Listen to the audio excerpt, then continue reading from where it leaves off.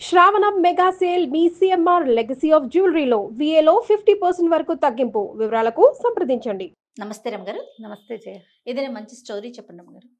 ఇల్లరికన్ story చెప్తా. పూర్వమట ఓ పట్టణానికి చుట్టుపక్కల పల్లెలు ఉండేవిగా. ఒక పల్లెటూరులో శివయ్య గారని ఒక ఆయన ఉండేవాడు. ఈ శివయ్య గారికి జయదేవుడు అని ఒక కొడుకున్నాడు. ఈ స్కూల్లో ప్రాథమిక పాఠశాలలు అవి ఉండేవి. అక్కడ చక్కగా చదువుకున్నాడు. అబ్బాయికి మంచి మార్కులు వచ్చినాయి. బాగా చదువుకుంటే పై చదువులకి పట్నం పంపించాలనుకున్నారు. కానీ వాళ్ళ దగ్గర పెద్ద డబ్బు ఏమీ లేదు. ఈ పిల్లాడు ఏమనుకున్నాడు, ఇంత మటుకు చదివా ఇంకా ఎందుకు, చదువు మానేసి నాన్నకి పని పాటల్లో సహాయం చేయాలని భావించాడు. తండ్రికి ఒప్పుకోలే. ఊళ్ళో వాళ్ళందరూ అనేవాళ్ళు, అబ్బా మీ వాడు ఎంత తెలివిగలవాడో, ఏ చదివితే అది వచ్చేస్తున్న వాడికి, శాస్త్రాలు చదివించాలి, వాడిని అది చదివితే ఉన్నతాధికారి అవుతాడు, ప్రభుత్వాధికారి అవుతాడు, అట్లా అనేవాళ్ళు. మిగిలిన ఏ పిల్లలకి వీడుకున్నంత జ్ఞానం ఉండేది కాదు, ఈ జయదేవుడికున్నంత. అయితే ఆయన ఏమన్నాడు, నాయన నువ్వు మట్టి పిసుకునే పని ఎందుకురా నీకు, నాకంటే చదువు రాలేదు, ఏదో అక్షరాలు వచ్చినాయి, చదువు ఇక్కడున్నా, నీకు బాగా గట్టిగా చదువు వచ్చే లక్షణం ఉంది, దాంట్లోనే నువ్వు ముందుకెళ్దు, కానీ వ్యవసాయానికి ఏముంది, రేపొద్దున ఉద్యోగ విరమణ అయ్యాక ఇక్కడికే రావచ్చు, మన ఊరికేను అని బాగా బతిమలాడాడు. బతిమలాడి ఏం చేశాడు, పొలం తాకట్టు పెట్టి పిల్లవాడిని పై చదువులకి పట్నం పంపారు. ఆ పట్నంలో ఏదో పెద్ద కళాశాల లాంటిది ఉంది. అందులో ఇంచుమించుగా ప్రప్రథముడుగా నిలిచాడు ఈ అబ్బాయి, ఈ జయదేవుడు. కళాశాల టాపు ఏమంటారు, కాలేజ్ టాపర్గా ఉన్నాడనమాట. అయితే ఏ కళాశాలలో అయితే ఈ అబ్బాయి చదువుకోవటానికి వెళ్ళాడో దానికి ఈ మేనేజింగ్ ట్రస్టీలు బోర్డులు బోర్డు మంది ఉంటారు కదా జనము. ఆ ఉన్న వాళ్ళల్లో ఒక ఆయన ధనరాజు గారని, ఆయన మంచి ధనవంతుడు. ఆయనకు ఒక్కటే ఒక కూతురు ఉంది. ఆ ఒక కూతురు. సరే ఈయన ఏమనుకున్నాడు, ఈ కుర్రాడిని చూస్తే ఆయనకి నచ్చింది, పిల్లాడు బాగున్నాడు, మన అమ్మాయికి ఈడైన వాడు, మరి చదువు అయితే బ్రహ్మాండంగా వచ్చింది, వ్యాపారంలో పెడితే ఈ తెలివితేటలకు ఇంకా వ్యాపారం వృద్ధి చెందుతుంది, ఉద్యోగం అయితే వ్యాపారం అయినా చేయించుకోవచ్చు, ఈయనకి పెద్ద పెద్ద వ్యాపారాలు ఉన్నాయి. ఈయన ఏమనుకున్నాడు, వీళ్ళ ఇల్లు వాకిలి అన్నీ కనుక్కున్నాడు. వీళ్ళకి తల్లిదండ్రులకి లేక లేక ఒక కొడుకు, ఒక పిల్లాడైతే బాధ ఏముంది. ఆయన ఆలోచించి ఓ రోజు రాబోయి మా ఇంటి భోజనానికి అని ఈ చదువు అయిపోయి ఇంకా గవర్నమెంట్ ఉద్యోగాలు ఏవో కొన్ని ఉన్నాయి, అప్పుడు నడిచేటువంటి జమీందారుల తాలూకు ఒక ఉద్యోగం ఏదో తీసుకున్నాడు. ఇంటికి రమ్మని పిలుచుకెళ్తే వాళ్ళ ఇంట్లో చక్కగా భోజనం పెట్టారు. ఈ ధనరాజు గారి కూతురు పేరు దీపిక. పిల్ల చక్కగా ఉంటుంది, అందంగా ఉంది, చక్కగా చలాకీగా కబుర్లు మాటలు మంచి చెప్తుంది. వాళ్ళ ఇంట్లో వంటలు బాగున్నాయి. ఈ భోజనాలు అవి అయ్యాక ఈయన ఏమన్నాడు, ఆ కుర్రాడు చెప్పాడు, ఎంతో బాగుందండి మీ ఇంట్లో వంట, అది బాగుందని చెప్పేసరికి రోజు తినసోయి మా అమ్మాయి చేతి వంట మా పిల్లని పెళ్లి చేసుకోమన్నాడు.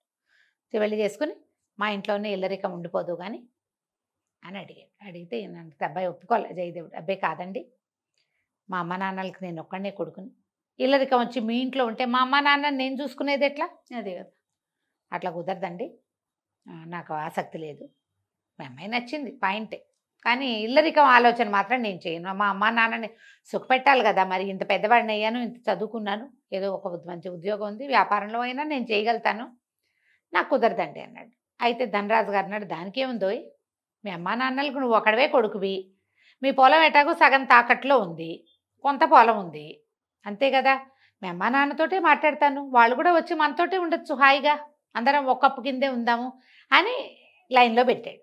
అయితే అబ్బాయి మా అమ్మా నాన్న ఒప్పుకుంటే చూద్దాంలేంటి అన్నాడు. ఈయన పోయి పెద్ద మనిషి తరహాగా ఆ పల్లెటూరు వెళ్ళి ఆ శివయ్య గారితోటి మాట్లాడాడు.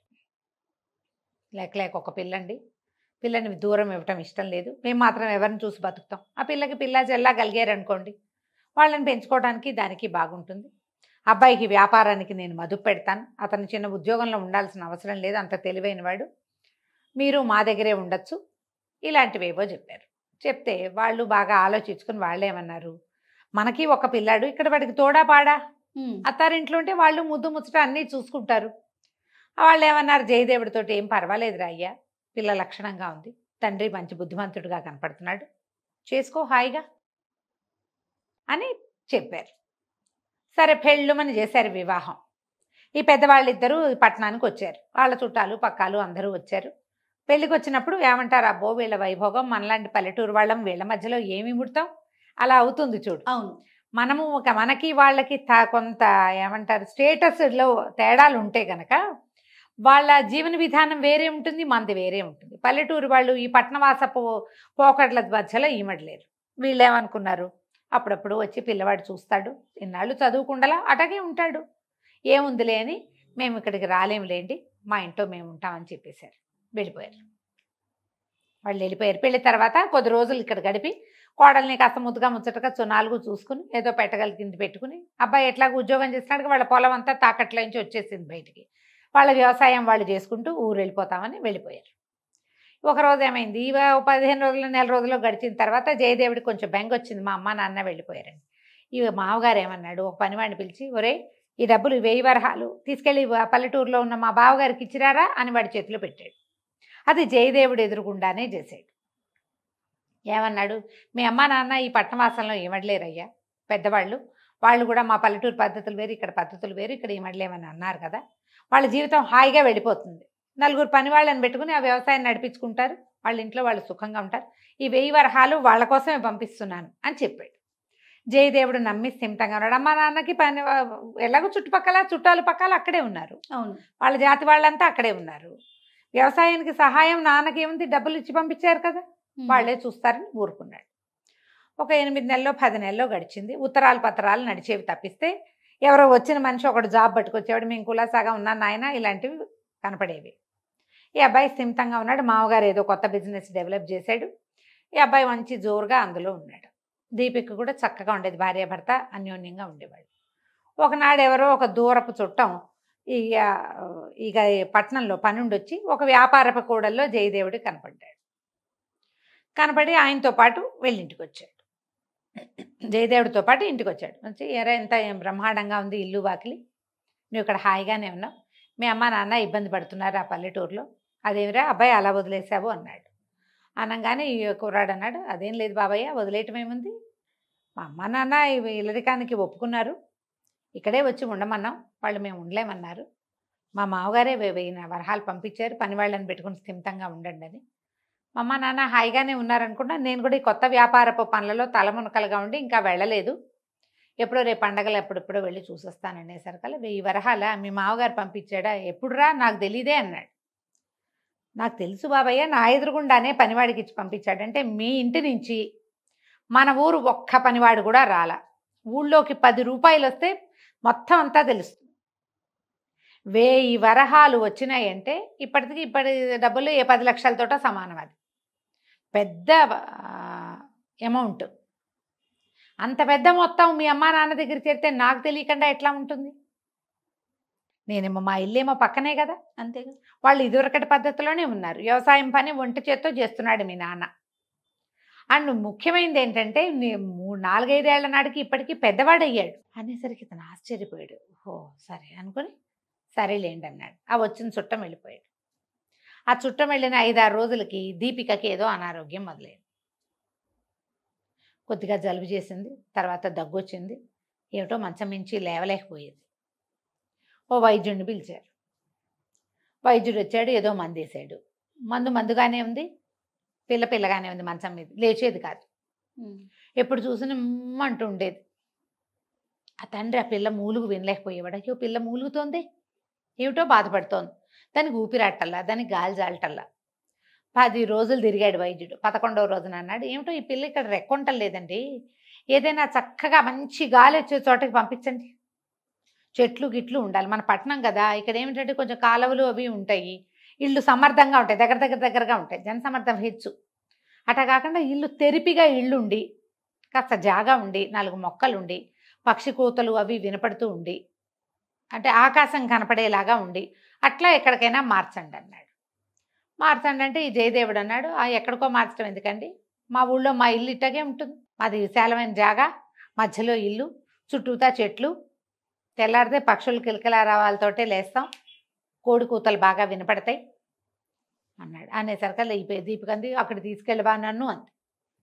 ఈయన ఇంకేమో కాదని లేపోయాడు. పిల్లని అత్తారింటి పంపటం ఆయనకి ఇష్టం లేదు, అదేదో పిచ్చి పల్లెటూరు, కానీ ఇప్పుడు పిల్లకేమో జబ్బు చేసింది, వైద్యుడేమో అక్కడికి తీసుకెళ్ళండి అంటున్నాడు, ఎక్కడికో తీసుకెళ్ళమన్నాడు. ఇప్పుడు చల్లగా ఉండే చోటికి తీసుకెళ్ళండి వేరే కథ చెప్పాడు అనుకో, ఆ కథకు అనుగుణంగా ఇక్కడ ఏం ఉండదు. కానీ ఈ జయదేవుడు ఊళ్ళో ఏమున్నాయో వైద్యుడు అవే చెప్తున్నాడు. ఇక ఆయన ఏం మాట్లాడలేకపోయాడు. బండి కట్టించి పిల్లని అల్లుండి పంపించారు.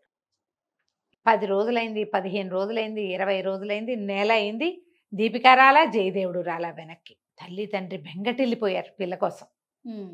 మరి ఆ పిల్లని ఎక్కడికి పంపకూడదు అనుకున్నారు. అదే. ఉత్తరాలు వస్తున్నాయి. ఒక ఉత్తరం ఎవడో మనిషి వచ్చాడు, బాగానే ఉంది, ఆరోగ్యం కొంచెం కోలుకుంది. ఎప్పుడు వస్తారు అని వీళ్ళు ఉత్తరం రాస్తే రావడం గురించి వాళ్ళ సమాధానం రాయటల్లా. 2 నెలలు గడిచిపోయినాయి. ఇక విసిగిపోయారు వీళ్ళు. ఆ పిల్లను లేకుండా ఉండలేకపోయారు అమ్మా నాన్న. ఓ బండి కట్టించుకుని వీళ్ళే ఆ పల్లెటూరికి పోయారు. పోయేసరికి ఈయన వెళ్ళేసరికి వాతావరణం ప్రశాంతంగా, పెద్ద విశాలమైన ఇల్లు, వాకిలి, వాకిట్లో ముగ్గులు, కోళ్ళు అవి తిరుగుతున్నాయి. ఓ పెంపుడు కుక్కుంది వాకిట్లో. బోలెడన్ని చెట్లు, వాటి నిండా పువ్వులు. అక్కడ ఇక్కడ ఓ దానిమ్మ చెట్టు, ఓ జామ చెట్టు, ఓ నేరేడు చెట్టు. వాటి మధ్యలో నుంచి కూతురు పరిగెడుతూ పువ్వులు కోస్తుంది కనపడింది ఆయనకి. పిల్ల చూస్తే ఆరోగ్యంగా నవనవలాడుతూ మన ఇంటి దగ్గర కంటే ఇక్కడే బాగుంది అనిపించేలాగా ఉంది. ఏమనాలో తెలియలే. ఇవాళ వారేమో రండి రండి అన్నారు. ఇంట్లో ఉన్నారు. పల్లెటూరు భోజనాలు ఏముంది, చక్కగా అప్పటికప్పుడు ఫ్రెష్గా కోసిన తోటకూర, అప్పుడే తెంపుకొచ్చిన వంకాయలతో కూరలు, భోజనాలు, పాలు, పళ్ళు, మజ్జిగ.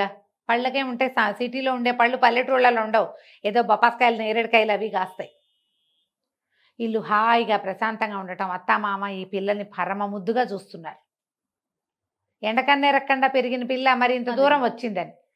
ఒక 3-4 రోజులు పోయాక ఆయనకి సిగ్గేసింది. అమ్మ ఏమంది, అమ్మమ్మ ఎప్పుడు వెళ్ళిపోతాం మేము, ఇంటికి వస్తావా, నువ్వు ఎప్పుడు వస్తావా అని. ఎందుకు నాన్న ఆ ఊర్లో పడి ఉండటం, ఇక్కడే హాయిగా ఉంది కదా, మీరు కూడా ఇక్కడే ఉండండి అనేసింది కూతురు. ఆయన డబ్బులు పంపలా, ఊరికే అల్లుడిని ఉలిపుచ్చుకాలు ఆడాడు అంతే. ఆయన కాస్త మొహమాట పడి అల్లుడిని పక్కకి తీసుకెళ్ళి, బాబు నన్ను క్షమించు, మీ అమ్మా నాన్నని ఉంచుకునే ఉద్దేశం కానీ, మా పిల్లని మీ ఇంటికి కోడలుగా పంపే ఉద్దేశం కానీ నాకు లేవు.